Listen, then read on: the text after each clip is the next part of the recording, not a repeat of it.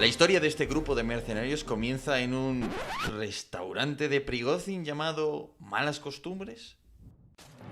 Prigozhin nació en el Leningrado de los años 60, pasó parte de su infancia en un internado deportivo del que se graduó a los 16 años en el 77, y poco después fue condenado por robo y fraude a 13 años de prisión, de los que cumplió 9 hasta que fue liberado en 1990.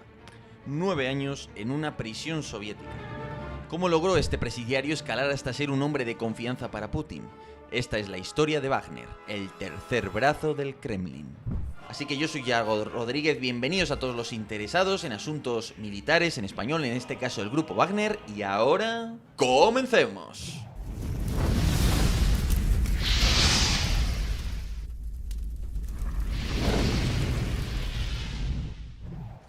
Si bien la escasez de variedad en la oferta alimenticia era marca de la casa en la Unión Soviética, ciertas ciudades como Leningrado y Moscú contaban con una élite con abundante capital a la espera de ser gastado en la economía de consumo postsoviética. Es entonces cuando Prigozhin probablemente aprovechó sus contactos con las redes criminales de Leningrado y quizás con las autoridades carcelarias, íntimamente ligadas al aparato de seguridad del Estado, para poner su red de perritos calientes. Quizás pueda parecer anecdótico, pero dada la escasez de determinados productos de consumo en la Unión Soviética, creo probable apuntar que en las cárceles había una cierta carencia de alimentos y que es probable que presos como Prigozhin soñaran prácticamente con la comida. De ahí que desarrollaran, quizás, entiendo yo, un posible cierto interés por este tipo de productos.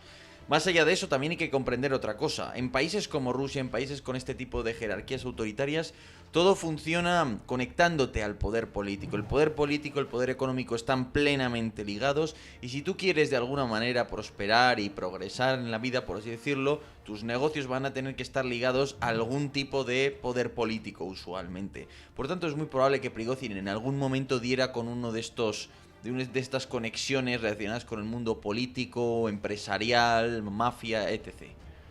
Para 2003 habían pasado por los restaurantes de Prigozhin el propio Vladimir Putin, George Bush o Jacques Chirac, un crecimiento meteórico. Parece claro que la élite rusa y el propio Putin consideraban los restaurantes de Prigozhin como espacios amigos. En un país como Rusia, con el servicio de inteligencia que tienen, con la tradición heredada de la Unión Soviética, creo que podemos apuntar que si se confiaba tanto en este restaurante, posiblemente para hacer cosas como incluso poner micrófonos, para incluso espiar a líderes de otros partidos políticos, no lo sé, pero desde luego está claro que si llevaron ahí a George Bush era porque consideraban tanto a los cocineros como a la gente del restaurante como al propio restaurante un lugar totalmente seguro y totalmente amigable. Además, aquí hay otra clave, es decir, a través de toda esta red de restaurantes de alta gama, lo que lograba Prigozhin es tener acceso a los grandes magnates de la ciudad, tener contactos, conocerles, y eso te puede dar mucho poder si estás dispuesto a explotarlo. Y así es como llegamos al año del cisma, 2014, cuando Vladimir Putin le quedó muy claro que Occidente estaba dispuesto a apoyar a Ucrania, no respetando así la esfera de influencia rusa. A partir de aquel año todo cambió. El Kremlin pasó al ataque y decidió empezar a intervenir y a estar más activo por todo el planeta. Y esto además tiene muchas otras derivadas, es decir, si nos vamos a las intervenciones de Wagner en África o incluso la presencia de contratistas eslavos en Venezuela durante los combates que se dieron entre las FARC y el ejército venezolano en Apure, pues lo que observamos de una manera muy clara es que efectivamente, desde la guerra de Ucrania, los rusos desarrollan una voluntad de intervenir mucho mayor. Vender seguridad. Como Rusia pretendía enjuagar su intervención militar en Ucrania, decidió confiar en milicias locales y compañías privadas que de paso aportarían la carne de cañón.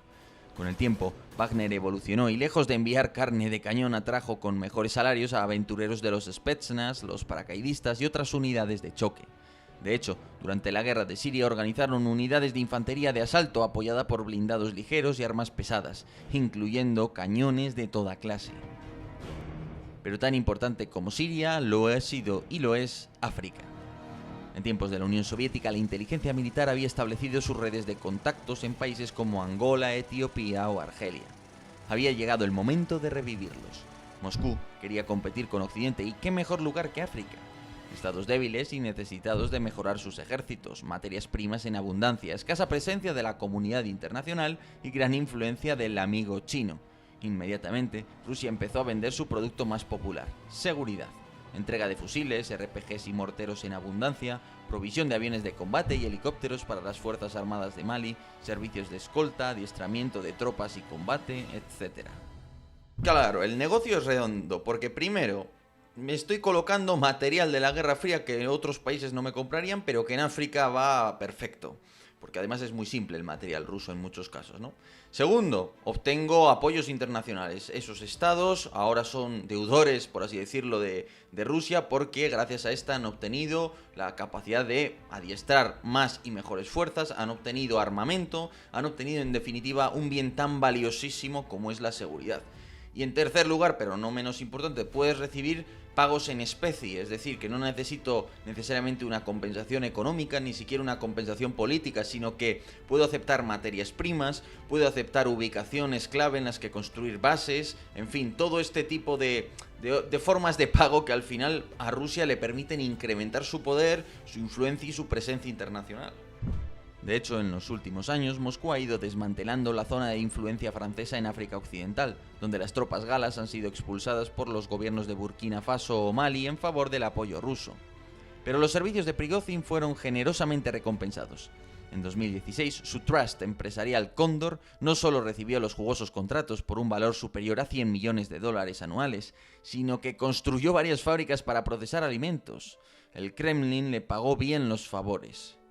Claro, en el marco de este sistema yo lo que entiendo es que Prigozhin era un poco una tapadera inicialmente, es decir, tenemos un empresario que no es de los más conocidos, que es suficientemente confiable para la élite, que de otro lado pues no es tan poderoso, no supone una amenaza, porque al final pues sí tiene su pequeño imperio de restauración, pero nada más. Y de otro lado, pues me permite ocultar, por tanto, la actividad que estoy haciendo, alejarla de esa apariencia de que es el Estado ruso quien está interviniendo y en su lugar hacer ver, oye, es este empresario, es una persona que no forma parte de la inteligencia militar ni tiene un pasado, un historial militar. Ahora bien, yo entiendo que si bien Prigozhin en un inicio tenía ese papel, pues un poco de permitir crear una fachada, que quizás él lo que hacía era pues lo que se le sugería, con el tiempo ha ido conociendo este negocio, ha tenido iniciativa, ha empezado a proponer cosas y ha empezado a ganar poder y a ganar, digamos, capacidad de maniobra como gerente, vamos a decirlo así, como propietario de esa organización. De tal manera que ha cobrado su propia vida y su propia entidad fuera de la inteligencia militar a la que probablemente estaba diseñado para servir al menos en unos inicios. Esto como hipótesis. Pero lo que nadie sabía el 24 de febrero es que todo esto estaba a punto de cambiar. El Prigozhin de antes de esta guerra de Ucrania sería muy distinto del Prigozhin posterior a la misma. Una sorpresa del destino. Cuando el 24 de febrero Rusia invadió Ucrania, nadie en Wagner esperaba que la guerra se alargase. Pero los meses fueron pasando, a la vez que aumentaba el enfado de Vladimir Putin. Sus generales le habían dicho que tenía un ejército magnífico, que con la inversión de los últimos años se podría derrotar a Ucrania. Nada más lejos de la realidad. Primero abandonaron Kiev, después Kharkov, luego la cacareada ofensiva del Donbass no pasó de Severodonetsk, y para colmo, los ucranianos recuperaron Jersón y todo el norte de Kharkov. Vladimir Putin empezaba a desconfiar del ejército y probablemente decidió darle una oportunidad a su insistente conocido, Prigozhin. Trasladando su talento e iniciativa natural para los negocios a la guerra, nuestro protagonista, bien financiado por Moscú, empezó a ofrecer salarios más elevados, contratar especialistas y acaparar parte del material destinado al ejército. Y todo con una sola apuesta en mente: tomar Bakhmut, un objetivo político inmediato para Putin. En este sentido, Prigozhin operaba como el Hermann Göring de Putin. Una pugna en principio por los mismos recursos, es decir, al final el número de carros de combate fabricados y disponibles de lanzacohetes de artillería de aviación pues es la que es. Y Wagner aspira a quedarse con un cupo de todo ese material. Es cierto que Wagner al final lo que controla es una mínima parte, pero es cierto que con esas promesas de yo tomo Bakhmut, pero me tienes que dar este material, esta financiación, pues Wagner ha conseguido acaparar una serie de recursos. En ese sentido esa competición es buena. Hombre, en este no lo parece tanto, están compitiendo nuevamente por los mismos recursos.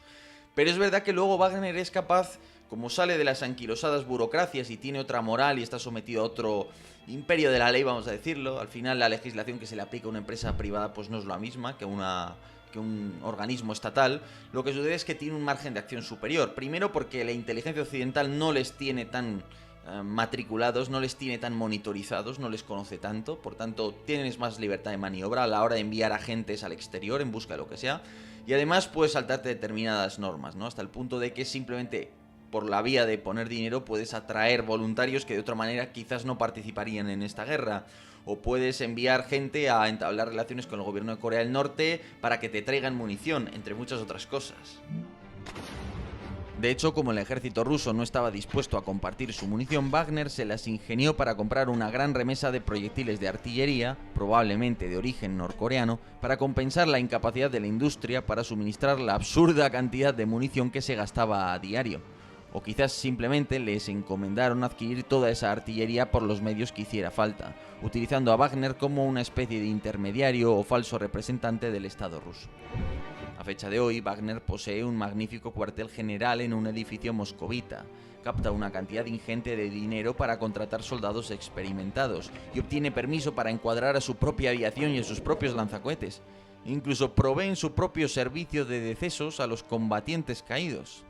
De hecho, el jefe de Wagner, Prigozhin, está cada vez más presente en la propaganda para animar a sus soldados, extraño fenómeno de la empresa ejército. Más allá de todo esto, pues lo cierto es que Wagner parece que no hace más que ganar preponderancia e importancia frente al ejército ruso, empieza a acaparar cada vez más recursos, ya vemos incluso aviones Sukhoi-25, lanzacohetes BM-27 Huracán, vemos que Prigozhin tiene una importancia propagandística cada vez superior, se está implicando en la guerra y yo entiendo que esta es su apuesta personal, de que Wagner va a tener más importancia, de que Wagner puede hacer un servicio que en muchos casos el ejército ruso no es capaz de hacer, ¿no?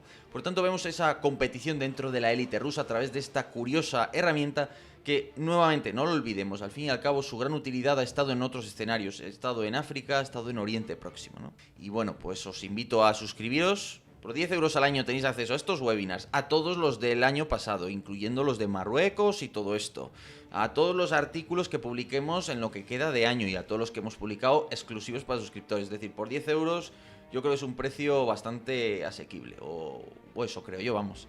Pero bueno, lo dicho, que muchísimas gracias a todos por estar ahí, espero que os haya resultado tan interesante como a mí, así que hasta otra.